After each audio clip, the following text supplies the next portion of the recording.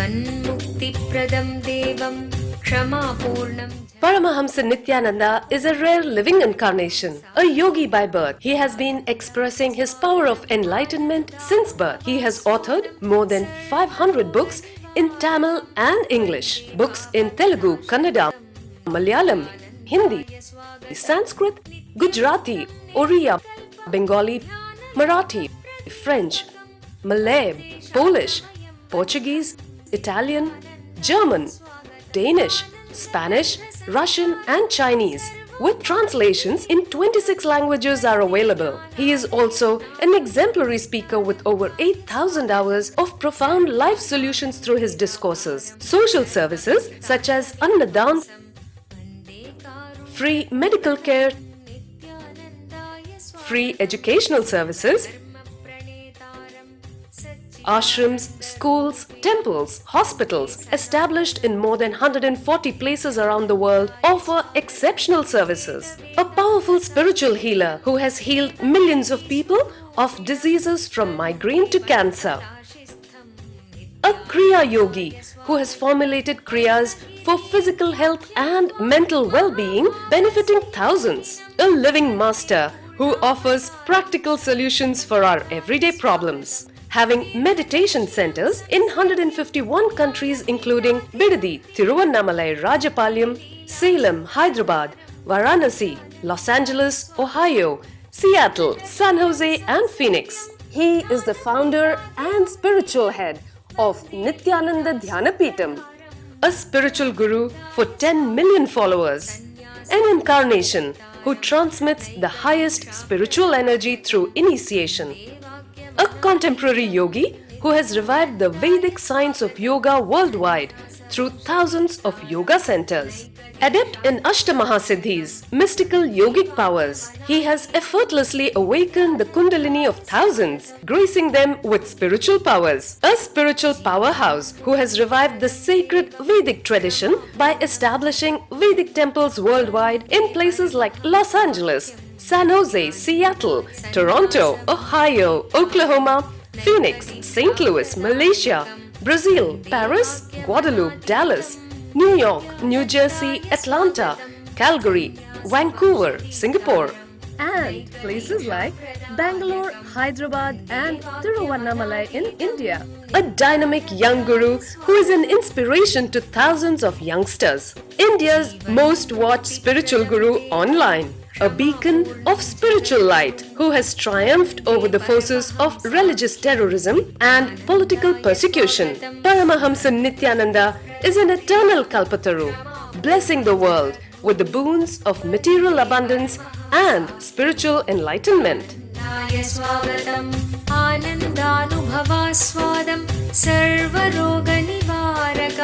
Vande Papa Vinashaktam Nithyanandaya Swagatam Nityamuktam Nirvikalpam Dhyana-loka Pradipakam Vande Shantamayam Bandham Nithyanandaya Swagatam Ananda-gandha Sancharam Sarvopadhi Vinirmuktam Vande Jnanalayam Natham Nithyanandaya Swagatam.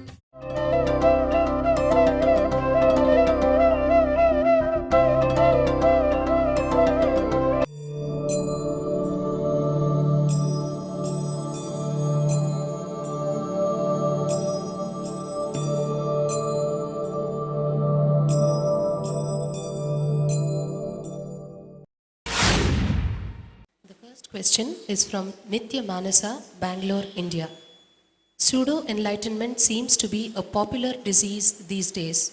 More and more people are trying to claim enlightenment and influencing other people.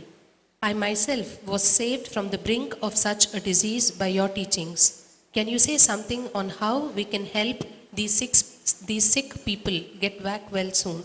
Nitya Manasa, Bangalore, India. Manasa, it's a very important question. First, let me read out the question. Pseudo-enlightenment seems to be a popular disease these days. More and more people are trying to claim enlightenment and influencing other people. I myself was saved from the brink of such a disease by your teachings. Can you say something on how we can help these sick people to get well soon? Manasa, first we need to find out whether this question itself is coming from sickness or wellness. Let me describe two different situations. There are some people faking it to make it. They are not pseudo-enlightened people. I myself have given this as a technique to so many of my disciples. Live as enlightened. Boldly stand as enlightened. When I give this process, I cannot expect them to be enlightened immediately in that moment. But they may fail 10 times. Even if they fail 10 times, maybe in 1 year, they will stand up and their whole day-to-day actions will become the actions of an enlightened consciousness. Even if they have done that much, that's a great achievement. See, when an emergency situation comes, not radiating enlightenment is only a small flaw. Even if they come to a level of everyday life becoming a enlightened cognizance, they achieved big. So then slowly that becomes the muscle memory and biomemory.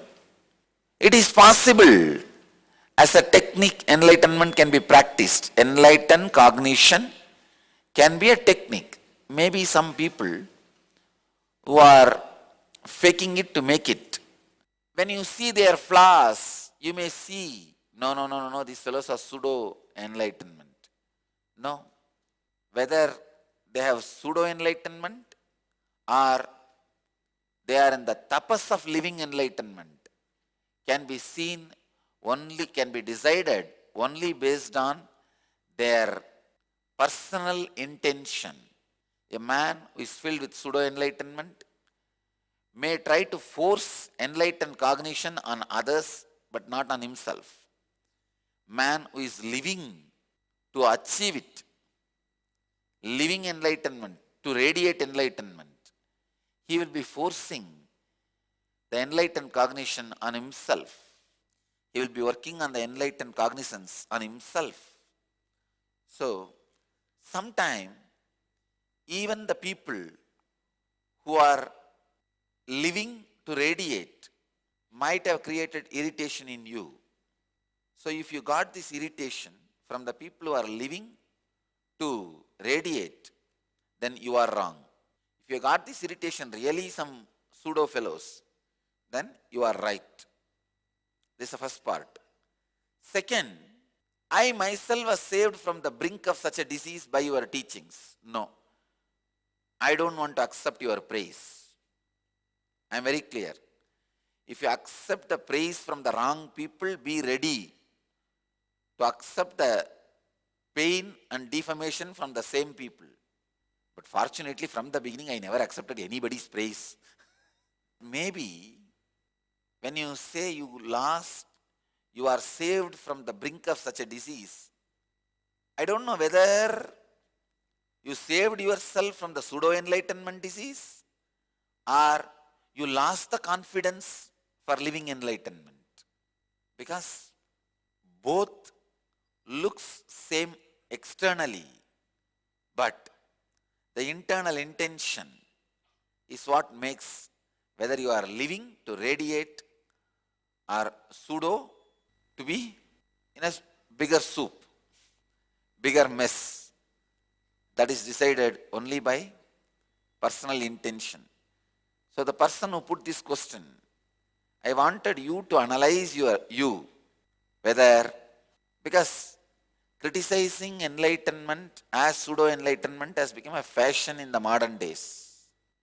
In you also find out whether the pseudo-enlightenment concept is an honest spiritual growth, or are you losing the confidence? Next question. Meher, both are one and the same. When I say, let me read the questions. Recently when you mentioned in morning satsang that we human beings don't know how to relax from life. You explained with the story of Yayati. Yesterday you asked us to keep taking decisions and exhaust ourselves with action. I am confused, Swamiji. Meher, if you continuously keep taking decisions and exhaust yourself with action, you will not have the hangover of Yayati. Yayati never took decisions and exhausted himself in life, in action. He always had hangover. He was jumping chuck like a monkey. Desire is not wrong. Having so much of desires, you have never time to fulfill even one desire is wrong. Desire to have a cup of coffee is not wrong. But by the time coffee is ready, already you are worried about having a buttermilk. By the time buttermilk is ready, you are already started worrying about having a beer. And by the time beer is ready, you are already started worrying about the nectar. But finally, from the morning till night, you never drank anything. That is what is wrong. Your life is running only in this way. Project plan, and deadline. For what? For project to die. But never, ever you enjoy, live. Yayati could not relax from his life because he never enjoyed. By that time he is enjoying something in his life, his mind is already there in something else. By the time he is enjoying something else, his mind is there something else. Continuously. Moving. Never living. See, in the US, when they did the 9/11 attack, the attack turned to be so worst because all the flights had unused fuel. Just now they filled. The fuel created more mess. Same way, when you came in your body, you have certain fuel, prarabdha. If it is unused, your death will be a big explosion, suffering. Because the remaining fuel is going to explode and burn you. If all the fuel is exhausted, the suffering would have been lot less. Understand? Yayati moved around but never exhausted the fuel. When I say exhaust yourself in action, I am saying empty the fuel, burn all the fuel. Let the prarabdha be completed. Then naturally you will see you are ready to relax from life. Only a person works hard whole day, his body is ready to relax from life, action and sleep. Whole day you are lying down, what will happen in the night? Night also you will be lying down, tossing around. Suffering during the death is nothing but tossing around because whole day you did not do anything except lying down. So work to relax, live to die, in to be out.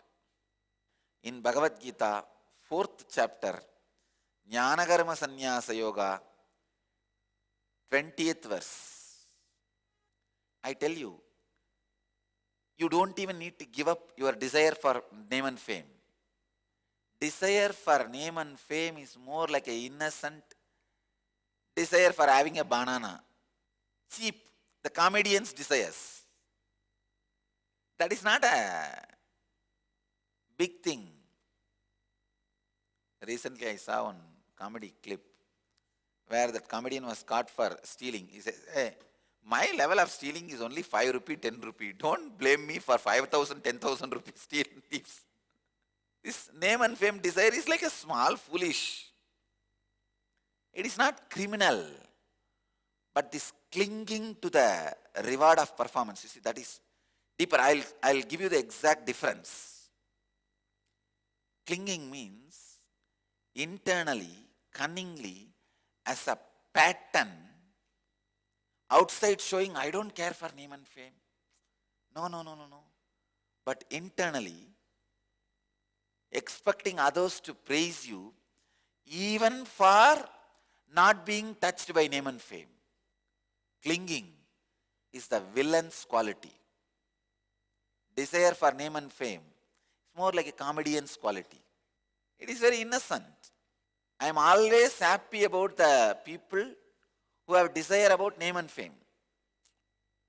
You don't need too many things to satisfy them. Just say, hey, you look great and your dress is clean, even though it's smelling. You performed well. Over. The person is already in ecstasy. I know the standard statements. For men, you should tell, oh, you did great job. For women, you should tell, you look great. That's all. It's 2-3 statements only. Very innocent. Bole Baba. This desire for name and fame like a Bole Baba is not a problem at all. It is sometimes even sweet. But this clinging is very cunning villain game. It is not Bole Baba game. It is villain's game. Very dangerous. There, they expect a reward for performance, and they delay things if they don't get the reward. It is all cunning political game. I can say it is a poison inside your stomach. Anything you eat will become poison because poison is inside your stomach. Clinging. Actually, I can say clinging is the biomemory version of strong desire for name and fame. Makes your whole life sick and makes all the people around you sick. Only when you give up the clinging for the reward of performance, you are in constant satisfaction.